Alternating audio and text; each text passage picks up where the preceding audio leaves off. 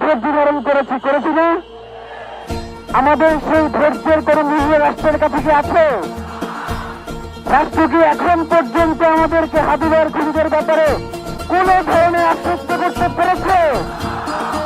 সুতরাং আজকে এই বিমান নামাজের পরে আমরা কোন রাষ্ট্রের কথা শুনি নাই, আমরা আপনাদেরকে নিয়ে এখানে এসে বসে গেছি। রাষ্ট্রের কোন কথা আমরা আর শুনবো না। রাষ্ট্র যদি হাবিবের বিচার করতে না পারে, তাহলে সেই রাষ্ট্র জনগণের নিরাপত্তা দিতে ব্যর্থ, সেই সরকার জনগণের নিরাপত্তা দিতে ব্যর্থ, সেই সরকারের তো জমিয়ে থাকবার কোন অধিকার নাই।